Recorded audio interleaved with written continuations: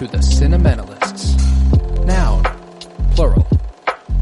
Definition, those whose love for movies runs so deep, they can't help but do a podcast about them. Hosted by Colton Robertson and Joseph George.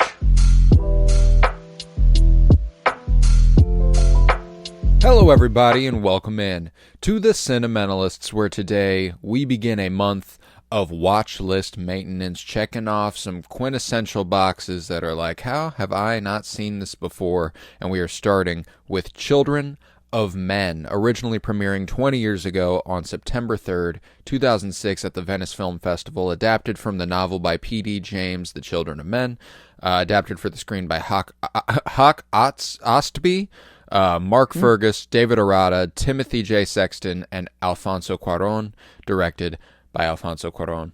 I am Colton Robertson. I'm joined by Joseph George. What's up, homie? Oh, what up, what up? Always a pleasure to be here.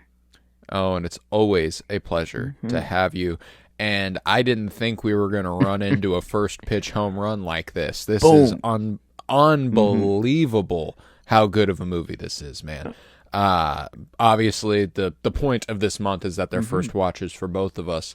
How did it hit you? How did it sit with you? I mean, I was a mess last night. I was not ready for this. I thought it was going to be much more in the sci-fi or just kind of, just let's throw a crazy dystopian situation at you and experience the world for what it is. And it started out with Michael Caine's character, and like an incredible character that eventually gets a lot Michael more Caine. like payoff. But like at the start, I'm thinking this is much more just comedic.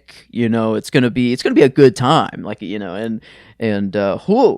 was just not ready for what this movie was, and yeah, they are first watches for us, but like I feel like I haven't heard of this movie. Like I've never heard of anything about this movie before. I've never seen any clips. I've never heard anyone talk about it. And I was wondering, like, is it not well known, or is it like no, it's pretty well regarded now. Okay. There's and not so much that it's like, oh, this is an absolute classic and quintessential, everybody must see it, like not like that, but a sequence that I've seen, like I have seen a clip from this movie, and it's the sequence when that starts with the burning truck entering the road, and then the death of Julian. My God. Yeah. Holy. Yeah, I think is Julian. that her character's name too? Yes. Because her real name is Julianne. Oh wow. Okay. It's yeah. Julianne Moore. So I was like, am I getting that right? Is it actually Julianne? Yeah. Who's an incredible actress. I fucking love her. So whenever she gets shot, it's a genuine like, oh, we're 30 minutes into this movie. Julianne Moore's not going to be in it.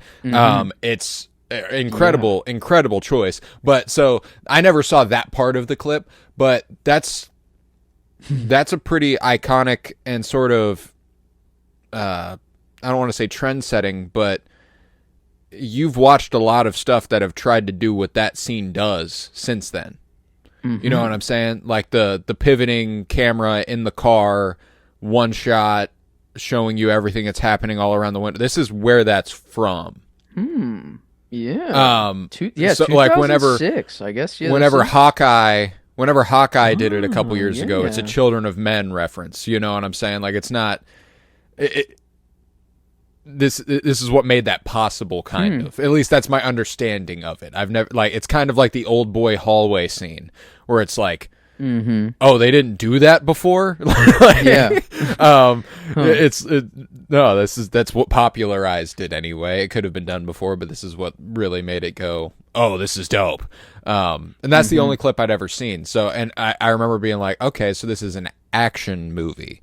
So I'm entering it under the assumption that it's an action movie. You're entering under the assumption it's a sci-fi movie. And then we get an absolute god tier human drama, that just happens to have these different elements to it. And it's an instant all timer for me.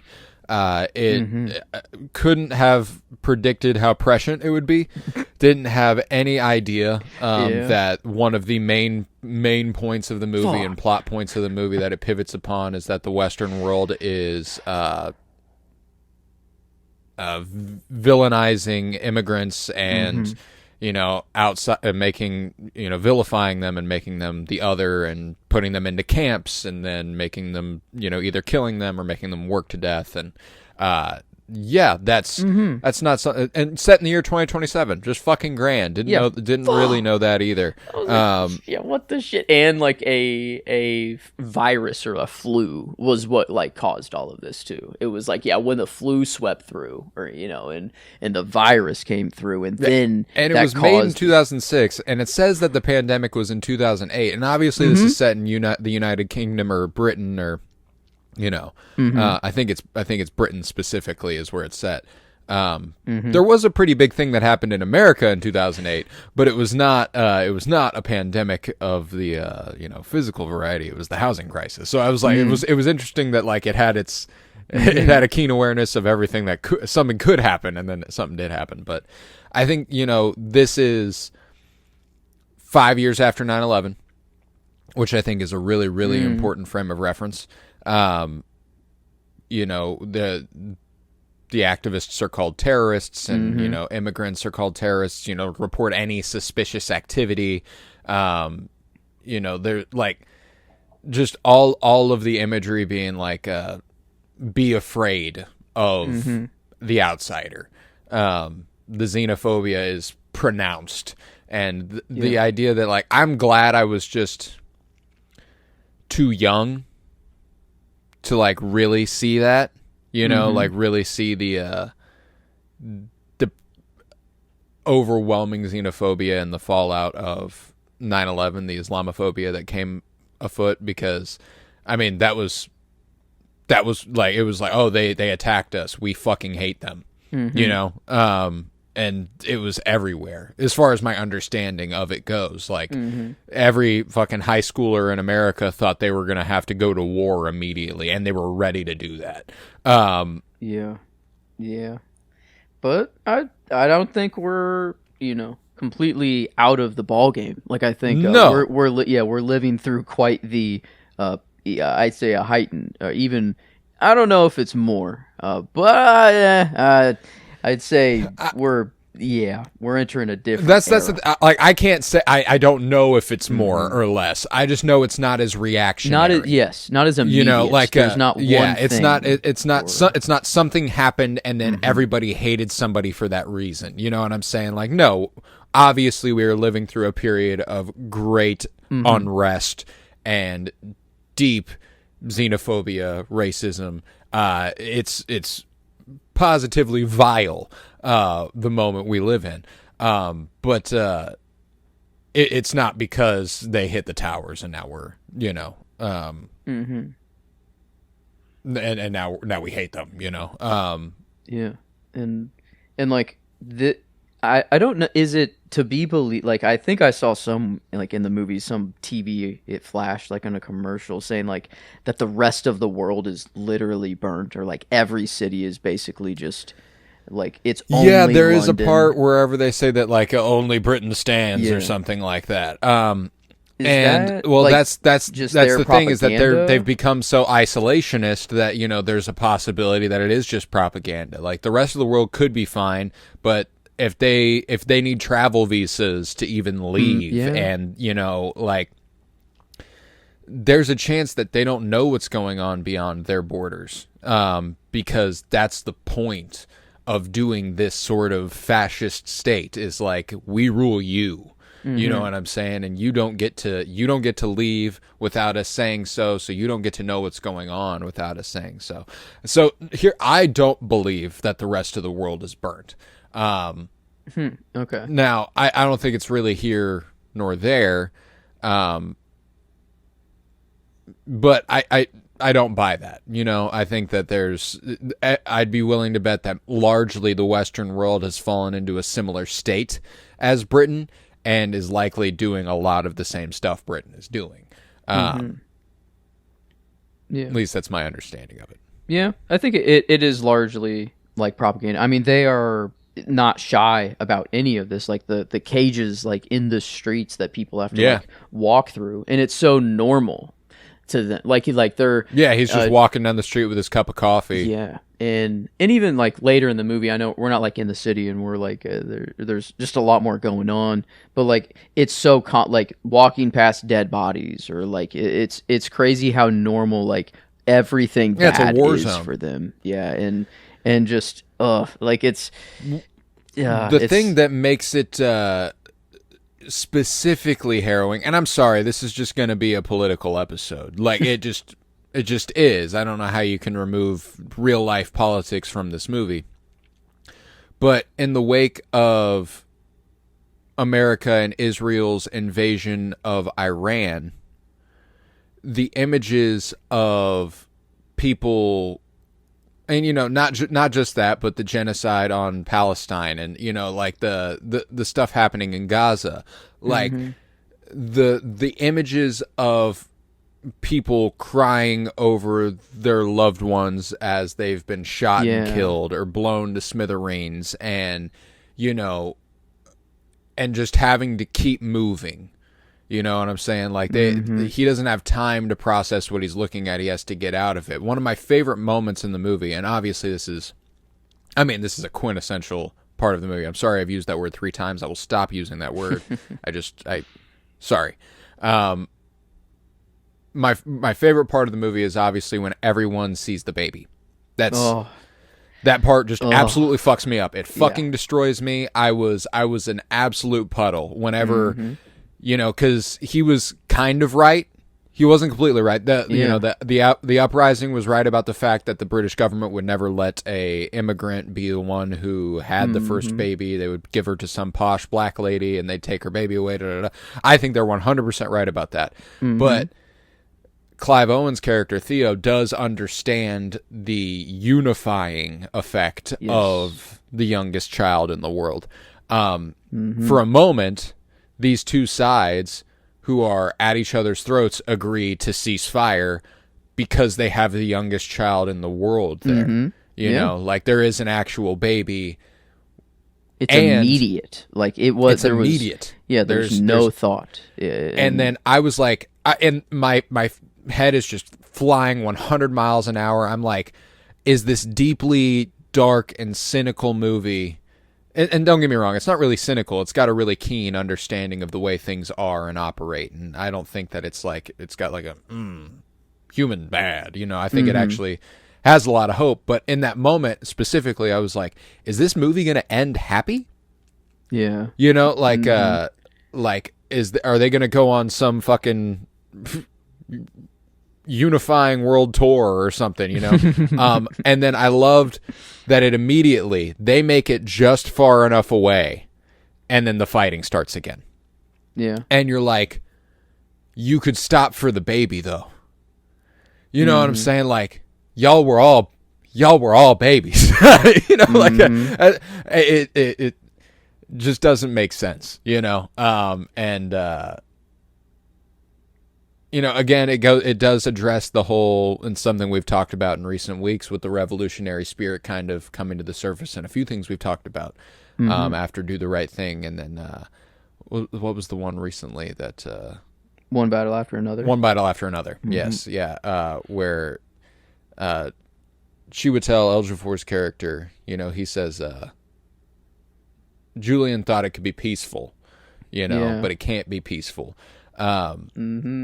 Yep, back on the MLK and Malcolm X, side of the fence, and like I loved that, and kind of this oh my God, he's in Marvel in like the Doctor Strange. Oh my God, Luke, that's Luke, him. Chiwetel Ejiofor, Luke was like, at first I'm like, I was, very, when introducing his character, he seemed like, very revolutionary, down to ride, and like, he's there. But then, there were some times where it's like, man, I agree with your principles and like where he is coming from, but like the immediate actions he's taking of like, were just, a lot of pause sometimes, and like. So like there kind of was back and forth, like kind of with the revolution a little bit, or like there was just tensions in there, and like, I mean, yeah, well, like it's all it's all POV, you know, as far as I'm concerned, because Luke, again, methodology, the way it's framed, I disagree with him hard. You know, apparently he hired the people that had Julian killed, and you know, that's not a good look, because Julian was dope, loved Julian. Her and Theo, like the amount of lifting they do in like 20 minutes, to make her death devastating, is unbelievable. Yeah, you the know, ping like pong ball little like interaction. Oh my god, they their had, chemistry is unbelievable. Oh yeah, the amount of the implied history, the fact that they had a kid who died, and the fact that you can feel it every second of their interactions, and then she's gone, and the way he collapses next to that tree, like oh my god. So sorry, I just wanted to get off on that real quick, but you know, when it comes to the framing of Luke as a revolutionary, what makes him different than, you know, I burn my life for a sunrise I'll never get to see. You know, I burn my morality. What makes him different than Luthen, who we love in Star Wars? You know what I'm saying? Like, don't get me wrong, obviously in Star Wars he doesn't go and kill Mon Mothma just because he wants to or anything like that. But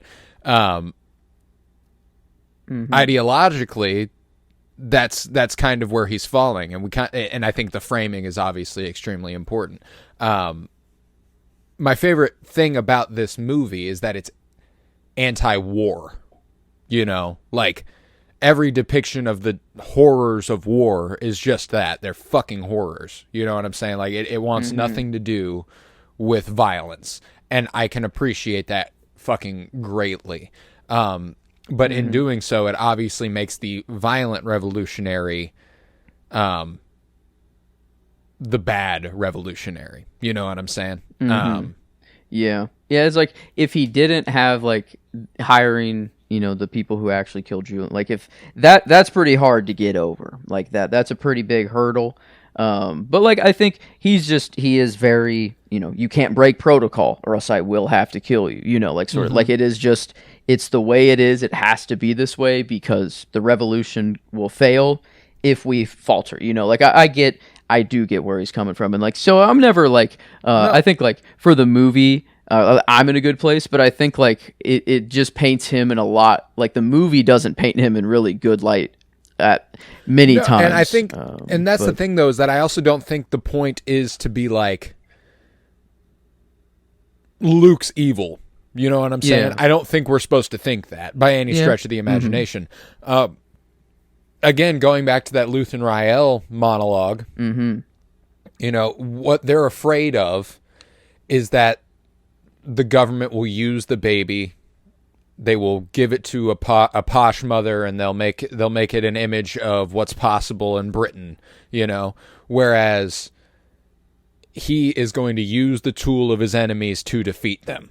Again, that is straight from that Luthen Rael monologue, and it's funny that Andor is kind of a absolutely important revolutionary text modernly, which is so fucking awesome that Star Wars managed something like that. But he intends to use the tools of his enemy to defeat them. He is going to take the baby. He is going to show the world the baby and go, this is what's possible with us, not this is what's possible with Britain. This is why we need to figure this out. One thing that I love, though, too, is even though he does intend on using her, and you know they all kind of do, the fact that they make so much emphasis repeatedly on what's the mother's name? That's oh my gosh, Key. Not Key. Like it's Key. Key. Yes, I was gonna say she's not on the main. I need to get in the deeper cast list now, but Key. Everything is repeatedly left up to Key. You know, it's her choice. You know, and I really, really loved that touch. I think it's not to again make it political, but it's an inherently leftist ideology that a woman gets to decide what to do with her body and with her child, and what to gets to decide what to do. Shouldn't be inherently leftist, unfortunately is. the thing that is literally attached, and like even like after the birth is done, it's like, oh, no rush, no need to cut the cord. It's like that's how it's been, for the last 9 months. But yeah, everything that was like the good side of Luke, or like he did have those heartwarming moments, or like kneeled down with her and like wasn't talking to the rest or the group anymore, was just one-on-one, and is like, what, actually, what's your decision, like this is actually your choice. So like, what do you want to do? And yeah, I do love how like they had their little meeting, and Theo like spoke up and was just kind of like, no, make it public, like, or that's like, he just immediately just felt comfortable enough, I guess, to talk. It feels like he had some revolutionary past act. He was an activist. Oh, yeah. I guess Julian said before. So I don't think I this was is like just a trying to new get world laid. to him. But yeah, so I think he's just playing it off. But I love how he's at least how honest he is. Like, I think Key saw that immediately. And even though she did say like, no, and I'm not going with your idea necessarily right away, like she eventually did take him in, show him that she was pregnant. That moment was beautiful too. I love just that. Around all the cows, and like, yeah, Theo's just reaction, like, holy shit, like, what is Clive has he been in other things, or like, is this Clive Owen was a pretty well-renowned from. actor in the early 2000s. Okay, let's see. And my fucking God, he's hot. That is an unbelievable, gorgeous looking man. I like, in a really, really specific way. I'm like, he's just a man, Yeah, like you are a fucking, you are a guy. The perfect, just protector. Like, he feels so. I feel so safe, like, with it. Like, I don't know. Like, I feel like he reminds me of he's like if Javier Bardem looked more like a model. Oh my God, I had Javier. I was thinking of Javier Bardem throughout. Like, I'm like, oh my God, he would like.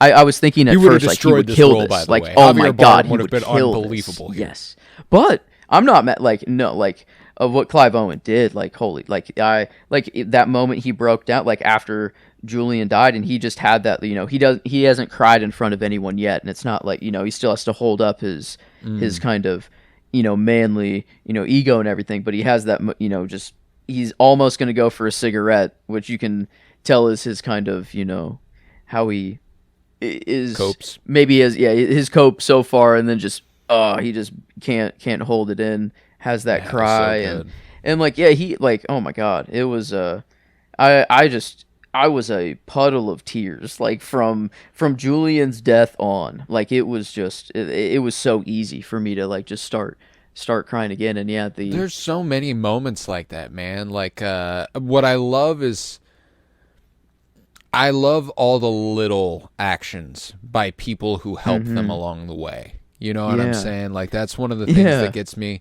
I love all the people reaching for the baby. That's I already mentioned the that part of the movie, but all of them being like, oh, hold up. But Marika, like, whenever they're like, get in the boat, Marika, get in the boat, and she's like, no, you guys got this. Like, I've done what I needed to do. I'm like, that's so fucking real.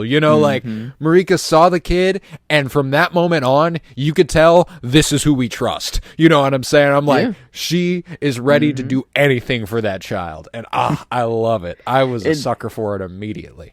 That moment where the door, like, they're running away from that one door stuck. fascist pig that was helping him out or whatever. But yeah, the, like, handing the baby off, and you kind of, like, I thought for a second, wait, did she actually, like, run off? I'm like, did she actually take the baby? And then she pops back in. She pops back into frame, and I was like, oh, I was like, holy shit. And so that was like, the action is great. Like, I mean, the tensions are just always so high, and then whenever there's a baby, there too, it's like, holy shit, like, and this is the only baby on Earth. It's not just a baby is already will raise the tensions, even if there are children on Earth, take this into the world today, but like, whenever this is the sole child on the entire planet, and like, I think this, you can't give it to the government. Obviously, they'll take it and do, their things with it. But I don't think you can give it to the revolution really either. Like, I think it has to be kind of done this way, like in the way it happened, where it's kind of in the most neutral grounds it can be in, because like I do align with what the revolution's trying to do much more, but I do think they're still the extreme side of it, or the other side of the coin. They're still trying to make political headway, which not that their political headway is wrong. No, they want equal rights for immigrants. They want immigrants out of cages. That's a perfectly reasonable stance to have. Like that. There does come a point that I think Theo sees where he's like, how does this baby help you get what you want? Beyond the fact that maybe you'll get the public approval of your actions. But then Britain's just going to be like, the terrorists are using a baby, they're like that's all that would happen, and then it'd be an endless cycle all over again. Whereas I think getting into the Human Project, which is apparently working on a means to make sure that the human race can, continue. They're very mysterious. Like, we don't get a whole lot of closure with them at all. Like, I feel like we see like some jets or something fly overhead, like after the boat, moment, and they're there at the buoy, and like, so those weren't like they were.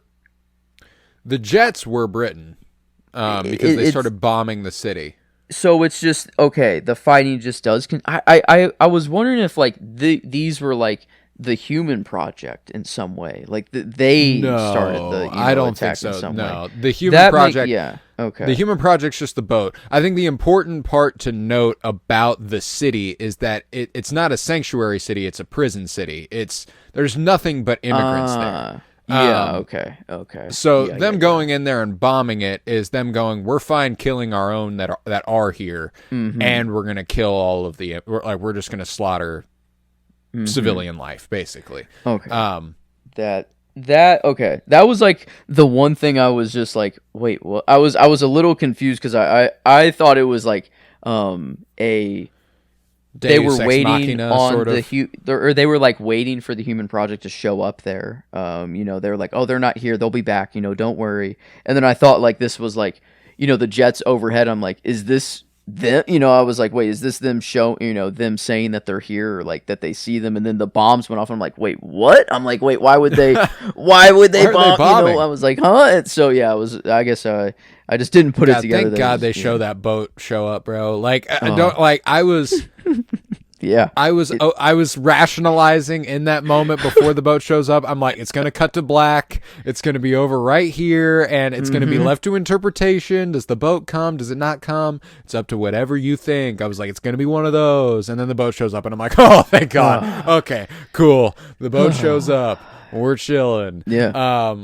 Like this, I mean, I love, like, at one, I texted you this, that at one point in my life, I thought, like, how can movies get better than like the Book of Eli? Like, I'm like, holy shit, this movie was incredible. When I first watched it, it's Denzel. It's like why I love Denzel so much is truly that movie. My dad loved Equalizer, but I was too young to really have that shown to me. So we started with the Book of Eli, a lot more tame. I guess there's still a lot of killing and not really for kids, but I guess better than the Equalizer. I don't know. But yeah, biblical, see? Yeah. So yeah, I guess there's that there. But this movie is the Book of Eli, just in every single area that this is just better. Like it is it is kind of a very biblical story. Like I feel like, or this would be the new Bible, like they would literally write a new Bible of this moment right here, and this baby. Like I love how everyone's reaction is Jesus Christ, and it's like no, that is your Jesus Christ, that you are looking the second coming of humanity. And it's like it got me to think a little bit of like, oh damn, like I am not the doomer and gloomer that I once used to be, but I really do have faith in in humanity that we will overcome anything for us. But like, there's a lot of things that we're just kind of reaching where I really hope we're not becoming infertile, or like that's not a possibility. But like the human race, if it were to go, down the rabbit hole or go in a bad turn, like this actually is like a somewhat realistic thing that could happen that would legitimately spark a new religion. Like, I mean, this like this baby would actually be kind of seen as divine, and like they had some like cave paintings or like cave art shown like kind of at the end, and it was like, oh shit, like what actually happened 2,000 years ago, or like was this just a different telling of thing, a scene shown to just the degree that it was because of how divine it could be. Because like this moment, like there's so many things that are not divine about this, like at all. Like this is gritty as hell. It's war. It is just terrible. It's all evil all around. But then I don't know, like but the stories that would be told, like in the thousands of years after this, would totally be like this was the holy, or the holy event, or the second coming or third coming, I guess at this point, if we're going there. But yeah, it's like a wild. I really hope Earth is not headed down that path, but like a weird, like a restart of humanity and religion, which is like I really hope we're not nearing the end or the need for that. I think we're just gonna. I don't know that we are. Like at least the propagating event of this movie is that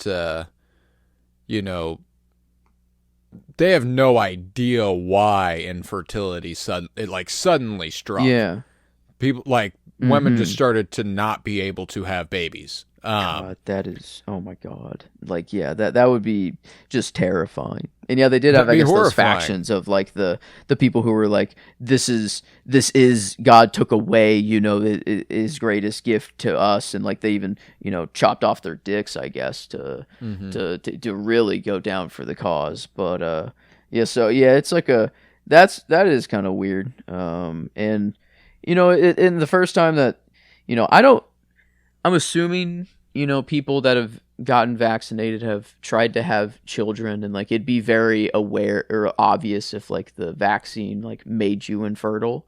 But like I don't know, like maybe that does just take time to realize, like that was a really scary thought that I had of like, oh fuck, like we have no idea why we went infertile, but we all like some of the population got this vaccine, some did it, and then it's like, yeah, it's like I mean, there is that aligning of the 2008 in the universe, the 2008 flu pandemic with the infertility that struck in 2009. So maybe there is something in the universe that they are kind of trying to imply there about either the long-lasting implications of whatever that strain of flu was, or their attempt to cure it. Yeah. I hope it's the virus itself, but now the virus itself was man-made, or like is that, I don't know. I might be I don't know what to truly believe anymore. I think what I believe in now is that I am made to believe that the end of the world is always around the corner, so that we just want to give up and not care and do anything. So like but it's not. It's just we're made just to sit firmly in that camp, I feel like. So I I'm kind of like, I love the example, like in movie we have Michael Caine's character kind of the he's kind of just on his own, just living his life. He doesn't turn away from the world, or he doesn't like look away. He's very aware of what's happening, but he's very comfortable in how he's living. And then we have the kind of higher up friend or person that he gets the transit papers from, that's like really rich and is kind of like, how do you do this? And he's like, I just don't think about it. I literally don't give a shit, and it's like, I bury my head in the sand and I keep making my money. Yeah. Yeah, and I think like two very different sides of the coin with that character and Michael Caine's, and like and I love like they Michael did. Caine's character rules in this. Oh, dude, and his wife, like, you know, just he's so like that. Their relationship is so cute. Like how he like he was so or like it seemed like it's crazy how actors can just do this. Like he was acting like he's been feeding her for his whole life. Like that seems so comfortable for him, and like the way he held the napkin up, the way, like, you know, he was talking to everyone else while like feeding her. Like, I don't know, it was just so cute all around. One of my oh, dude, I love it. One of my favorite scenes is when Theo is listening as Michael Caine's character explains his whole backstory, basically. And he's talking about chance and fate and destiny and all that stuff. And he's like, chance brought him into our lives and chance took it away. And da-da-da-da, you know, like Miriam being like, it's all for a greater reason. And Theo being like, shut the fuck up, dude. I lost my kid. I'm not going to believe it was for some divine purpose. Yeah.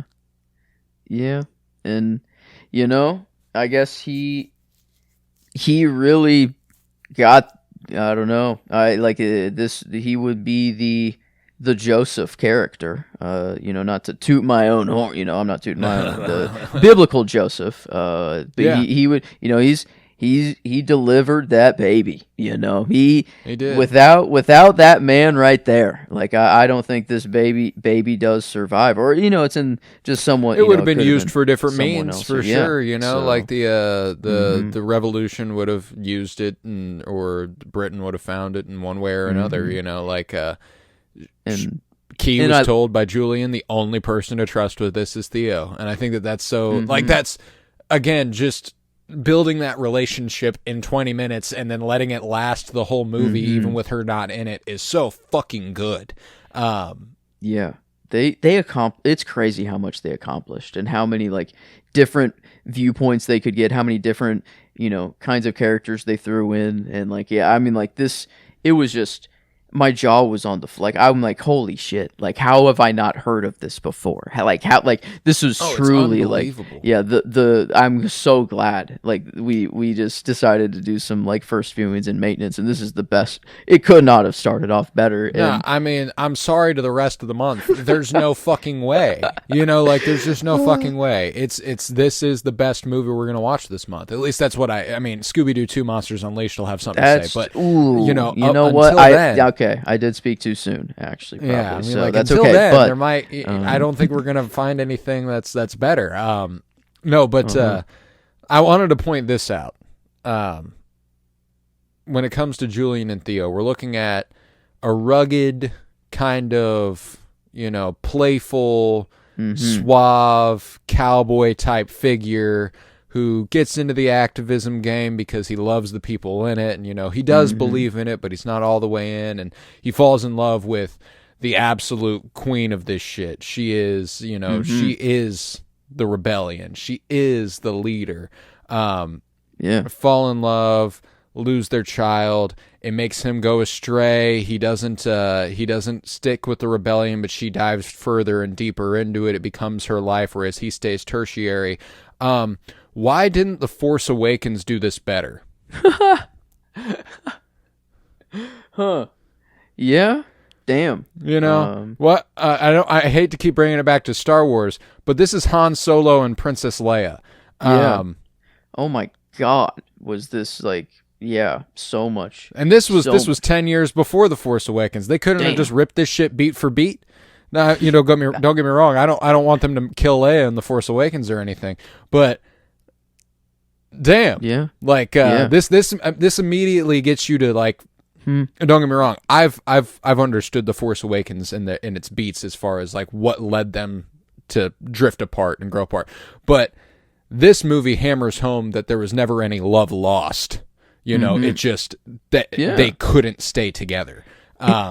And there's no actual, like, we have Han and Leia history. Like, we actually have that history. We've actually like, seen it. Yeah, but the movie has to also I don't know, it has to fill in those gaps for us, and like it feels like I know the relationship. Like it's crazy of like how much of their earlier life I can like put together here with barely any information. And yeah, like the story that Michael Caine's character was telling to Key and them, like I don't think Thea would ever have actually brought that up. Like he wouldn't have brought it up. But then if that story wasn't told, he would not have named the baby Dylan. Like, you know, she would, I don't think like it wouldn't have even occurred to her. So like the moment, like, oh my God, like the fact that, you know, he knows he's shot and he's rowing. He doesn't even, you know, he's bleeding. He thinks it's her own blood at first, you know. And like, bro was, oh my God, he was not giving up. And like gives her, you know, kind of first motherly lesson of sorts, you know, of kind of like, oh yeah, put her on your shoulder and gently, you know. And he's like, and that was almost happy enough as like, oh, I'm seeing a mother with her child, you know, like this is just such a beautiful moment. He's like, I've done it.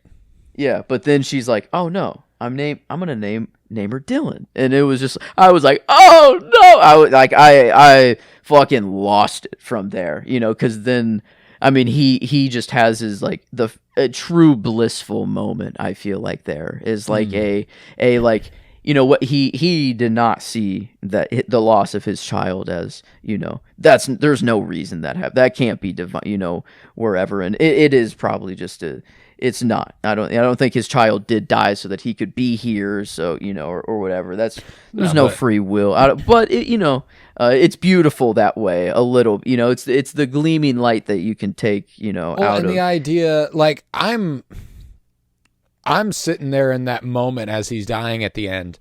Whenever he like looks up and he smiles after she says that about his name being Dylan, I'm like, he's going to see his son again. He's going to see Julian again. Like he's about to be reunited with the people he's lost in this movie. And I'm kind of like, he's earned that. You know, like it's I fucking love the Theo character. The fact that his full name is Thelonious is fucking sick. You don't get a lot of white Theloniouses. Thelonious Farron. Dang. Yeah, that's a hard ass name. That is a fucking name right there. And I've only ever known Thelonious Monk. There was I had the movie on in the background while watching it, and we were saying like how he's just like, he's a man. And like whenever he just sat next to Julian in the bus, whenever they were on the top floor of that double-decker bus, like his just shoulder, I don't know, like it was just like his stature is unbelievable. Yes. And like he is, I don't know, the thought keeps coming back to me of like, how have I not heard of this movie, or like how has no one told me of this, or like I've never heard anyone talk about it. And it's like, this needs to be talked about more. And I do wonder if it is like the times we are in, like if in 2006 a lot of this stuff might still be a little fringe-ish, you know, or like, oh, that's so far out there, you know, or like this is wild. I don't know, like am I just coming into the age of when I'm thinking of this, you know, I'm much more aware of the world and things. So is this movie hitting harder now? Or like, I wonder just if that's why, like if like my parents, I wonder if they have seen this, but they kind of just threw, you know, it was just like, how can this movie not be impactful though? Like no matter what, the baby story alone, that's the thing is, I asked my dad after I watched it, I was like, did you ever see Children of Men? And he was like, no, you know, I remember hearing about it, you know, like, he was like, around when it came out, I remember hearing about it, but I never saw it, you know? And I was like, oh, you'll fucking love it whenever you do. But, so like, that's the thing is that like, my dad, who's he's a little plugged into the movie side of things. He really enjoys, back then specifically, he really enjoyed going to the movies, but, you know, I was 6 years old when this came out, and when you have a young child, getting to go to the movies becomes almost impossible unless you're going to see Cars or Toy Story 2 or 3. But he was like, I remember hearing about it, but I just, you know, I never got around to it. So I was like, oh, you gotta watch it. Gotta watch it. Yeah, I ended up, I went to Vintage Stock before we met at 54th Street a couple days ago. and grabbed it on DVD. It was there. That's it was awesome. there. It was my there. God. Just the DVD, not the Blu-ray or anything, but went ahead and grabbed the DVD. I'm so thankful I did, because I finished the movie and I was like, I'm going to watch this so fucking much. I was like, I'm going to watch this movie a lot. It's good, man. I mean, it was nominated for 3 Oscars, I guess. Adapted screenplay, cinematography, and editing. Yeah. So I mean, like, I get, the Academy saw it, or they noticed it, and that was back when there was only 5 Best Picture nominees. Oh shit. Okay. That category has been expanded in like somewhere in the last 10 years or so. Yeah.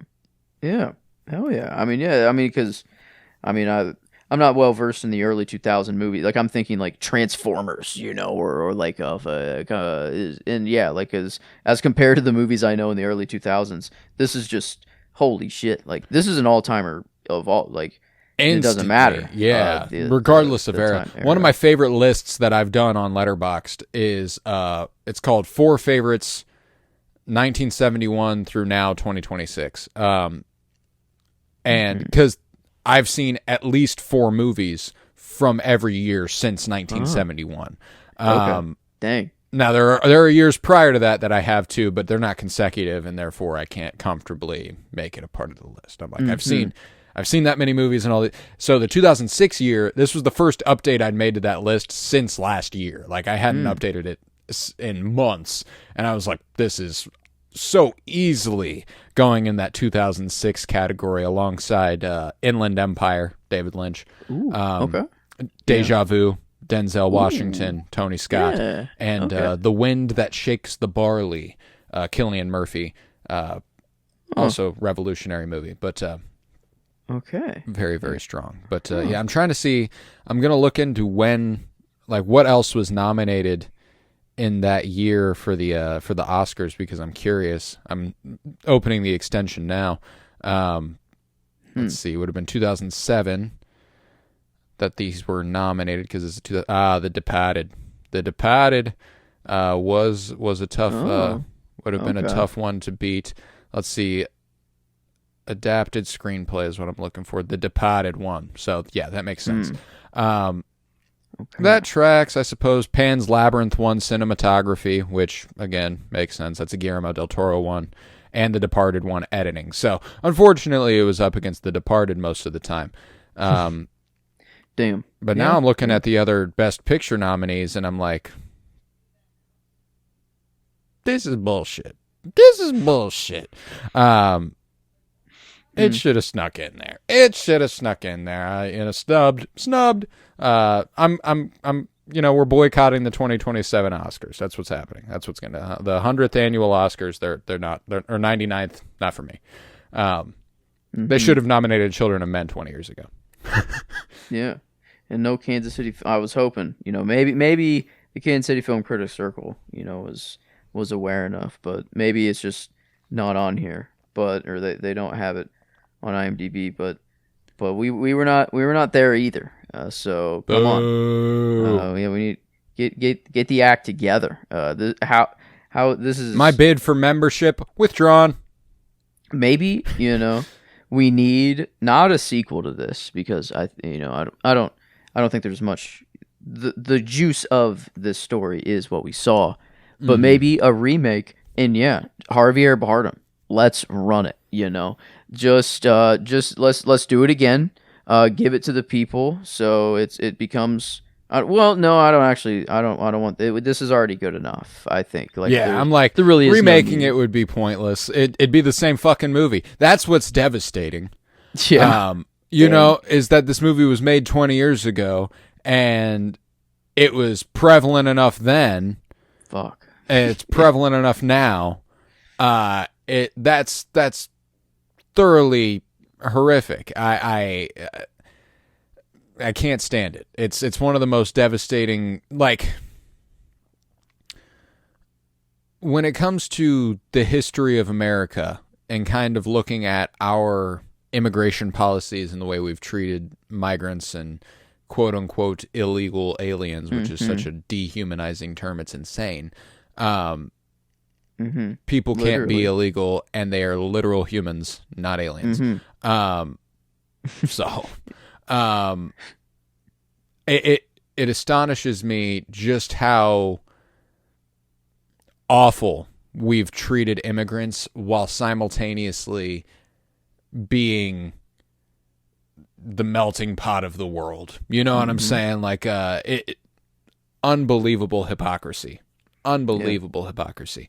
It's almost like that's how the country was founded, is like by Yeah. a bunch of immigrants, and like, well, welcoming in every walk of life, and it's yeah, it is. If the movie was to be remade, I think the only things that change is like just update. You just don't do it in London. Let's just put it right in New York. Just bring it over to where it's the root of a lot of the stuff is.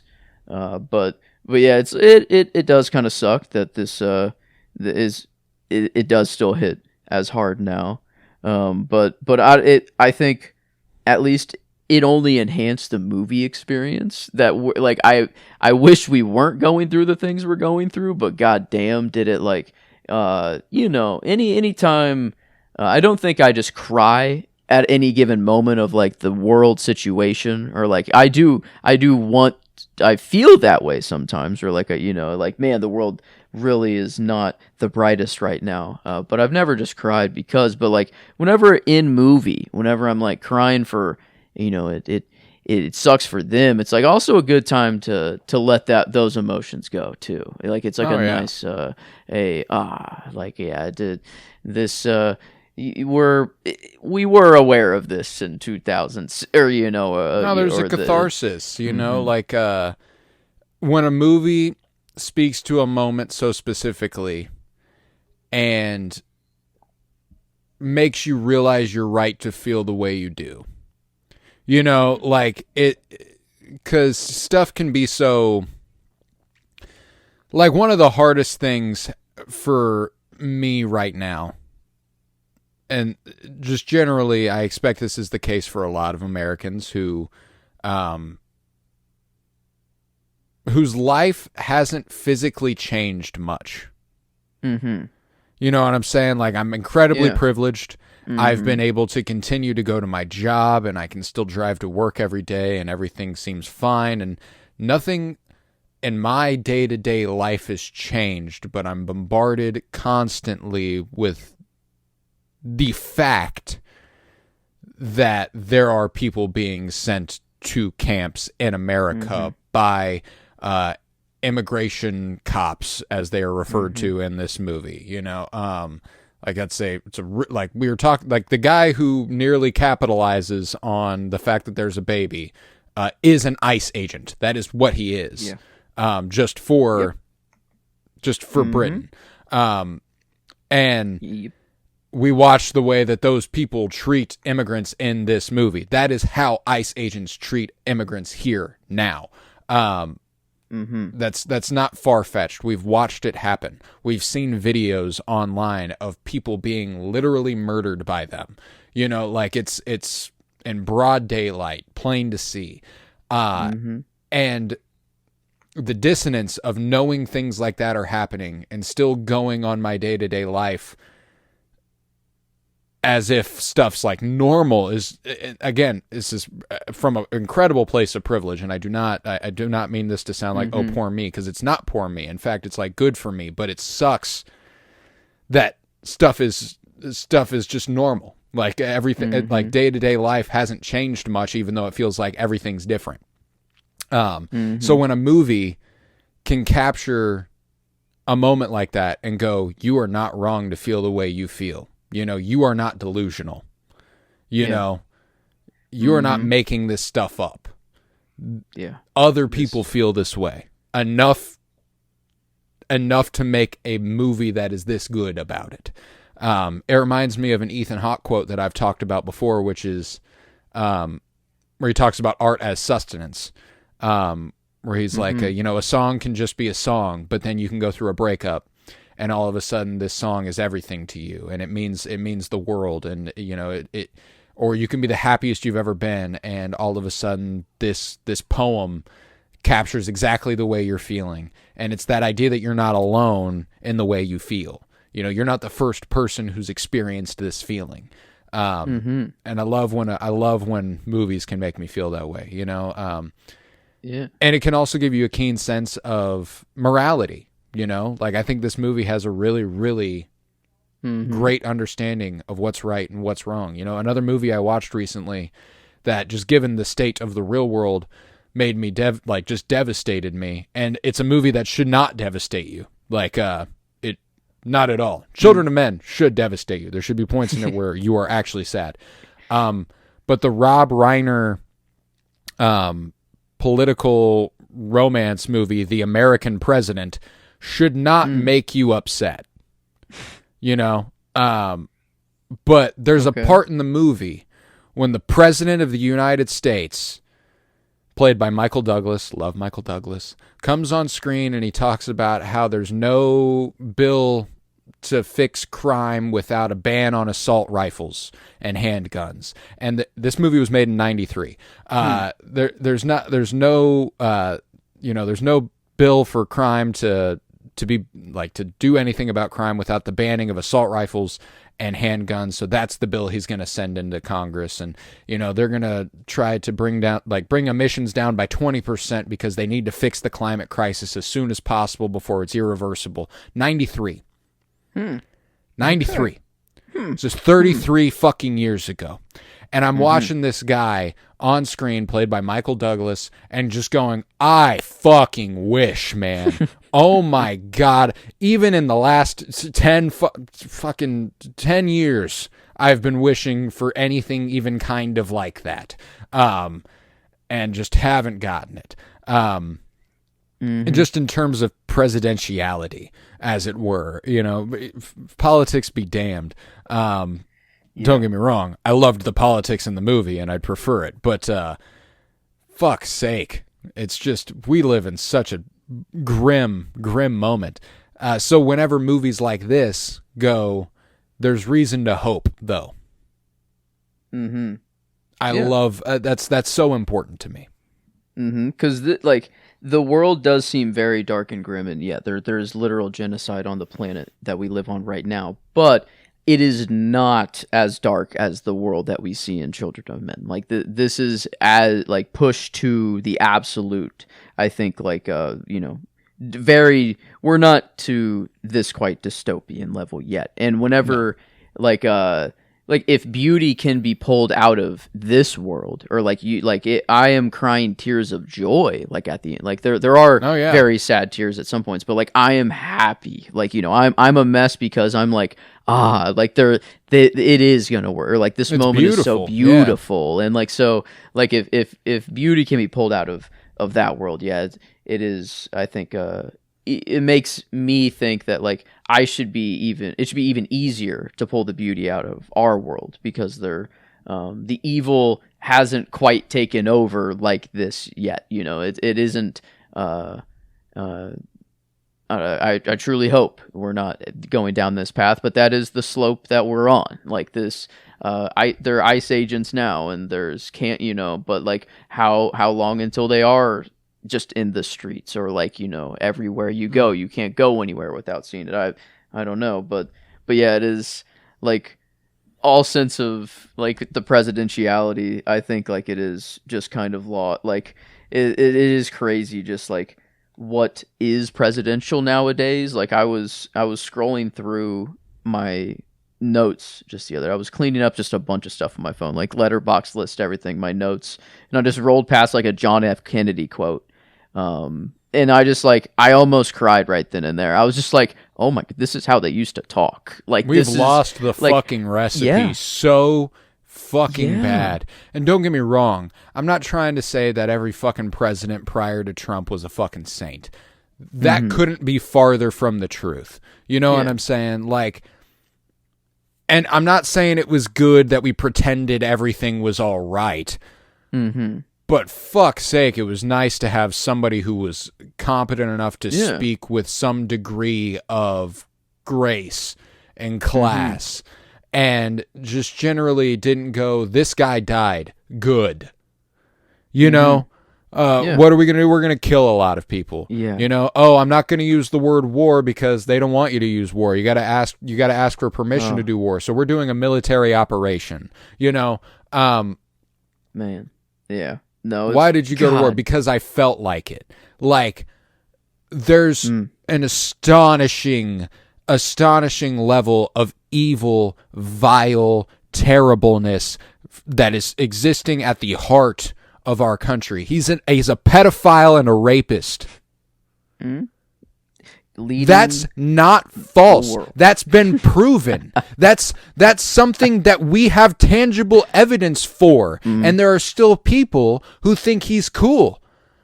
Like Griffin, my little brother, plays on a baseball team in the middle of suburban Missouri. So, of course, baseball is inherently a sport that requires you to spend a lot of money to play it. So there's going to be a fuck ton of Republicans. And there's the kids on his bus.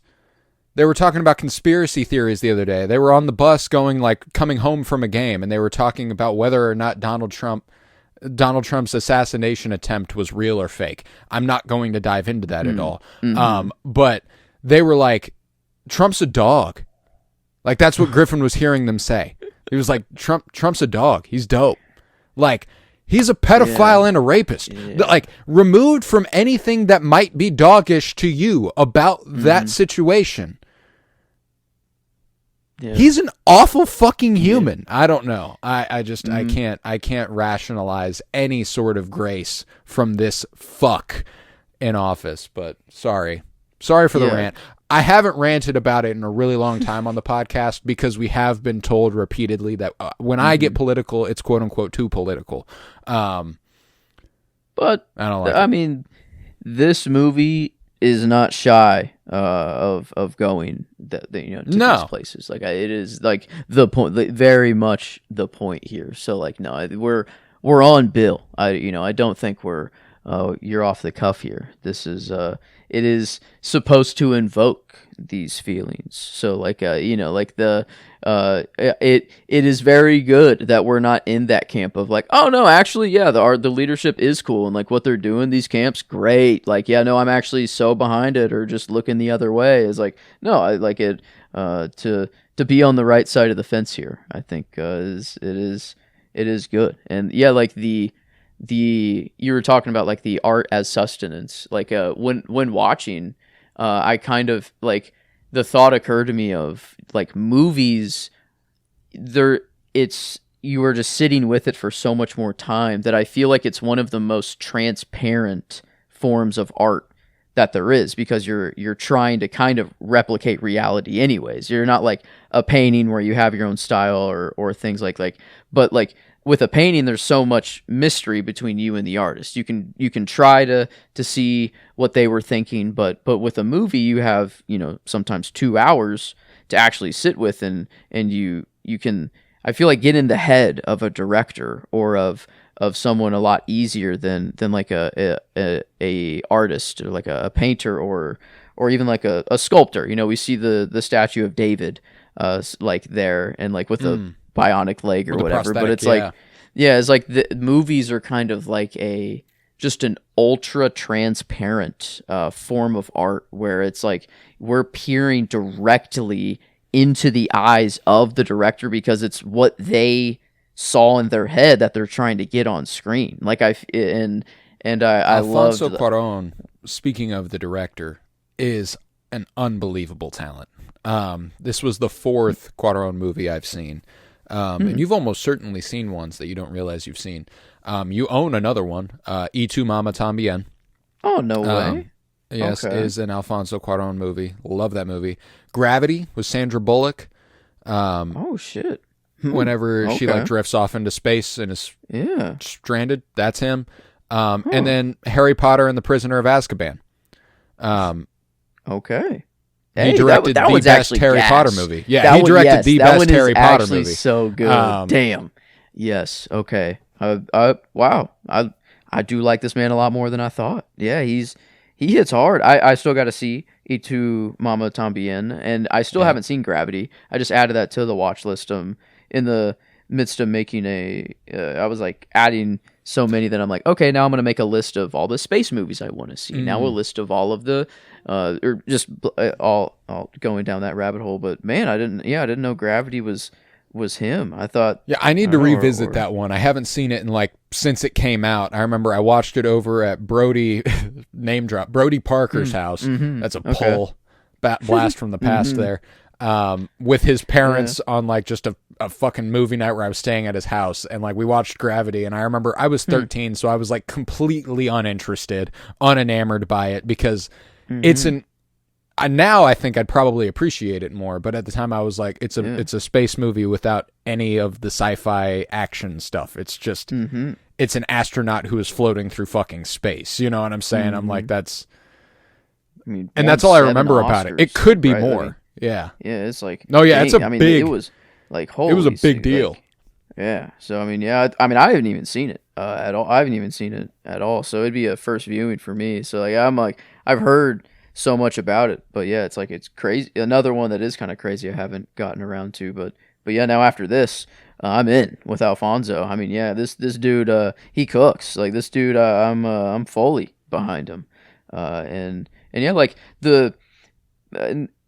I think the story, or like what's going on, is definitely like the strongest part of the movie. But like it, even like I'm thinking of whenever they captured Theo and put the bag over his head and had him in that room, with all the newspaper and that like yellow light, like whenever gorgeous, like yeah, like you do see Julianne Moore like in like she's like, I don't know, almost like angelic, just like next to the light, like right there, and like so. I mean, it looked really good too. Like gorgeous movie. The whole time. It earned that cinematography nod. Like one of my favorite looking sequences is, I mean, and I think people emphasize the like coolness of oneers a lot now. Like people are like, we should do it all in one shot, and it's like, that would be sick. But sometimes it genuinely is fucking sick. And like one of those sequences is the entire time he's outrunning the bullets on his way to Key. All the way until he gets to Key and the baby, it does not cut. There's explosions and gunfire, and he's running all the way through it. He gets all the way up the stairs, and there is never a cut until he gets all the way to Key. Holy wow! Yeah, no, that's and it's a he's gorgeous looking sequence right now for me. He just knocked the shit out of that fascist pig, who was helping him. Like they just got out the door, Sly, and he Sly, yeah. He just yoinked him, and he did like step on something and hurt his foot here. I wondered if that was just not supposed to happen, and it was just like, I mean, this dude is barefoot, and like there's so much debris on the ground. If that was like actually a legit moment, but because I think like he's given shoes later on as the kind of like a, hey man, you've been through it. Here's just some shoes, to help you out a little bit. It's like, I know it's not much, but it's like every little, like he's just so for the cause, but so like nonchalant about it. Like at first that I just wanted to get lit, or like I knew it was all like a facade, or all like he's just playing that up. Like he was just so genuine from the start, and like I loved like every action he took. It was just immediate, dude. He was he was like, not even for the boat, like the row, he was locked in from the jump. Like, I mean, from go. Like the pushing the car, like, we got to get out of here. This is not what it seems. We got to go. And then like the car not starting up, was actually kind of funny. Like a little bit like that the chase sequence of just the mob kind of running after them. It was like tensions were still high. Like I was still like, oh fuck, get out. But it was like, I thought it was just kind of a little, just, I don't know, it was somewhat enjoyable. There's a sequence there of just them trying to get the car started. And yeah, it's like this, it just had every range of emotion in here that I was just not expecting whatsoever. And yeah, it's like I thought I was gonna have a much more fun time throughout this time, and then I'm just like in a puddle of tears, just like I was wiping so much that I'm just like, okay, I'm just gonna let it happen, and then when I'm done, dude, I'll wipe, But it hit so fucking hard. One of my favorite lines is Julianne Moore talking to Theo about the ringing in his ears. Yeah, is this true? Is this I don't know if this is the line. I don't know if it's true, but it reminded me, like, it related to me later on to when everybody hears the baby cry again. Like, when everyone can hear the baby, but they haven't seen the baby, and they're all just, like, looking all down the hall, like, what's going on? Like, I'm hearing something I haven't heard in 18 years. You know, like, nobody's heard a fucking baby cry, and then the credits being children's laughter, and you know, like, all, like, don't let, like, I like the idea of them being like, don't let, like, cherish it, don't let that disappear from your memory. Like, it's you know, once that sound is gone, it's gone. I think that's a devastating idea. And there's another line later, like, it's sort of, I can't remember who says it or exactly what the verbiage was, but there was a line in the middle of the movie that just fucking got me, and I need to see if it's probably in the IMDb quotes. But let's see. That swan song, or, like, you know, that was kind of a crazy. It was, okay. It's the top quote. As the sound of the playgrounds faded, the despair set in. Very odd what happens in a world without children's voices. Mm-hmm. Yeah. Oh my God. Like, that's like what a terrible. I don't want to see this world at all. No, like, no, well, like that line isolated, and again, another devastating real world side effect of this line specifically. I recently watched one of the Oscar-nominated short film documentaries. It's called All the Empty Rooms. And I mean, my God, it's absolutely devastating. I'll just give you the premise and you'll understand. It's about victims of school shootings who died, whose parents have not touched their rooms since. Oh, God. So their rooms are the exact same, and it's images of their rooms and their parents talking about them, and, you know, so this line made me think of victims of school shootings, which is absolutely devastating. But as the sound of the playgrounds faded, the despair sets in. Very odd what happens in a world without children's voices. I immediately cried. Like, as soon as she said it, I just, it got me so bad. So this getting nominated for adapted screenplay is more than filling or fitting. I said filling. Fulfilling. I was very fulfilled. I mean, So I mean, there's not much that, like, you know, I did say, like, Javier Bardem, you know, take it or take it up and remake it, but no, like, I can't really. I don't want that to happen actually anymore, but, like, there's not much I would change at all of the movie. Like, I think, like, they hit on the points that they should have gotten. The beautiful moments were beautiful, like, and it was just a baby crying, or, like, even in I guess at the end, like, just the mere sight of a baby, and it's like that alone, like, even in the world now, like, I think, you know, if there is some battle going on, I don't know, and then there just so happens to be a baby in there, they might, you know, I think there's still probably hopefully a feeling of, okay, hold on, ceasefire, let's hold off here. But, you know, obviously in this, it makes it super black and white about it, like, this is the only baby on the planet, and, like, so I think it bolsters up, like, how, like, children on, like, quite the pedestal here, and just makes just to show how much it kind of would suck if kids just weren't around. Like if they're the kids, yeah, they are annoying, or like they'll get on your nerves sometimes. But it's like that was us, you know, at one point. That's what we did, and without like the background laughter, or like, you know, I can hear what a playground, like my elementary school playground. You know, I hear as she said the kickball. I was like, oh my God, how often do I hear that? You know, I'm like, I guess I don't. Like I don't nowadays, know how often rarely. I guess, like actually, it's like not all, but like man, I can at least put myself in the elementary school playground though, and like just hear the random chatter, clearly, the tether ball, kickball, the swings. I don't like. It's like, you know, I can put it's myself the sound there, of the but credits. Mm-hmm. You know, whenever the credits roll, that's it's a playground. Oh yes. It's so good. Like this, it was so good. Like what a like 2006. I don't know. Like, you know, maybe I can't. I need to ask my parents about this, or like if they have seen it, or because if not, then it's definitely an easy recommend. Like this is such an easy recommendation for anyone. I'm going to recommend this to everyone to watch. Yeah, so. it's an absurdly good movie, dude. I can't get enough of it. I almost watched it again immediately after watching it last night. You know, I almost just went ahead and ran it back, but alas, I decided to go a different route. But I'm glad I bought it, because I will be watching it again and probably soon.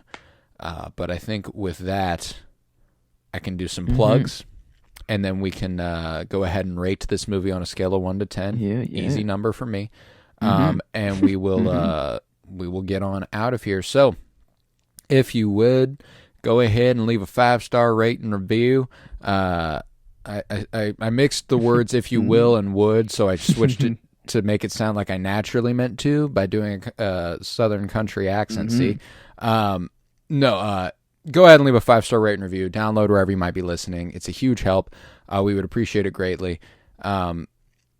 Specifically, if you don't take issue with anything I said, please leave a review, because I promise people who don't agree with what I said will leave a review, and it won't be good. So I would appreciate it if we could get a little bit of a counterbalance going. That would be lovely.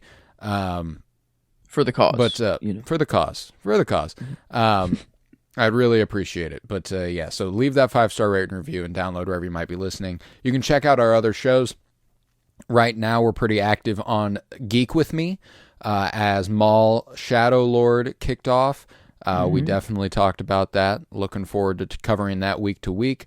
Daredevil Born Again is on. We're going to hit that whenever it reaches halfway through the season. And then again, whenever the show is concluded, or the season is concluded. So looking forward to that. But in the meantime, Maul Shadow Lord will be a weekly thing, and Daredevil Born Again will get touched on every once in a while. Look forward to that greatly. And that's all building up to kind of this summer, whenever House of the Dragon comes back. We'll definitely be covering that. On Geek With Me, our nerd shit podcast. We also have a TV podcast called Fire Pod With Me, currently inactive. We're exploring options to see what could come next there. It was a Twin Peaks podcast. For those who have seen Twin Peaks, it's a rewatch and first watch podcast. Joe watched it for the first time. I rewatched it. It was a lot of fun. It concluded in early February, so it's a couple months gone now. But that's where it's at. If you've never seen Twin Peaks, go ahead and watch Twin Peaks. And then if you happen to want a podcast about it, we have it. Fire Pod With Me. We will be back again in the next few weeks over the course of April with nothing but first watches for the both of us. And again, you know, maybe I'll be surprised, but I can't imagine anything tops Children of Men. Next week, we've got At Eternity's Gate, the Willem Dafoe, Vincent van Gogh movie. We have got The Green Mile, which I am not looking forward to on a personal note. I guess, we will be crying. This is an April shower kind of month. It is April shower kind of month, apparently. We are going to be crying plenty. On 420, we're covering Scooby-Doo 2 Monsters Unleashed. I felt it appropriate that after The Green Mile, we should bring some levity to the situation and go ahead and do Scooby-Doo 2. Monsters Unleashed on 420, and then we will seal the deal on the month of first watches with a Scorsese first-time viewing in Silence, the 2016 feature starring Liam Neeson, Andrew Garfield, and Adam Driver, which I cannot wait for. It's been on my watch list forever. I cannot wait to cross that off. And I definitely sandwiched the month with the bread is my two most important ones. I was like, we got to start with Children of Men. We got to end with Silence. Those are the two that I want the most. We'll do everything in between. It is what it is. But super excited for the month. Let's rate Children of Men on a scale of 1 to 10. Children Perfection. of 10. Yeah. Oh yes, Children of 10 indeed. It is. Yeah, this one is very, very easy. I don't know what, maybe if there was just I guess they kind of had dinner. No, that was just their meeting. There was no community food gathering. That's true. Well, there's a coffee shop, I guess, kind of at the beginning. I'll count it. Gets bombed. But yeah, they did blow up. They did, die. But no, this is everything I want a movie to be. If it makes me cry this much, or I can just fully let it go and have these cries, and then it also is. It looks really good. It was enjoyable. The whole, I did have a few laughs, like with Michael it gets you to Caine's chuckle. character, Yeah, and yeah, there's that part whenever he's like, I've still got. got a migraine, my head's ringing, and he goes, you need some relaxing music, and then he plays like industrial metal.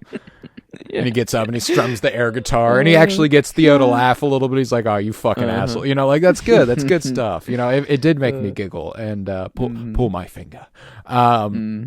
Yeah, thinking he's dead, with like the rat, or like, I don't know, some rat poison or something on the ground, and he's just asleep. Yeah, so I mean, like, there were it was everything I could want in a movie here. It's just it happens to be more sad than happy, but I'm left very optimistic. At the very end, even how doom and gloom the whole world is there. It is it does feel good. It leaves me very, very comfortable at the end of quite the traumatic ride to get there for everyone involved. But yeah, it's going to be on the rotation. Quite common. I want to watch it again, so I don't think that will falter anytime soon. So yeah, I think there's no other number to give. We've been given a lot recently, but man, no, I'm okay. No. I'm actually okay this with is it. actually We're just one, feasting. Last night, whenever I watched this and I rated it a 5 on Letterboxd, there are movies I watch that make me go, "Oh, I'm giving these out too much." You know what I'm saying? And this is one of those where, like, I watched it and I was like, "Oh, that's what a 5 is." Like, other movies that I've given 5s, I just really wanted to be 5s. This one, I'm like, "Oh, that's good." And it's so good that it recontextualizes several recent first watches where I'm like, "Oh, that's not that." It's a special kind of movie that does that, and this is one of them. Like, I think we reserve the 10 on the podcast for those kinds of movies for sure. But my Letterboxd 5-star rating, I throw those around like candy. Yeah, it's the only rating you give out, too. I mean, so it is very, I guess, 100% of the ones you do give out. Yeah, no, I feel like I've been leaning towards the 4.5 because I really want my rating scale to be a perfect progression up, and like the 4.5 is just a random dip in my thing. So I'm like, if a movie can be a 4.5, I'll like sometimes downgrade it from a 5 to a 4.5 or upgrade it from a 4. But no, I'm like, I love giving a movie a 5. Like, and it's so satisfying.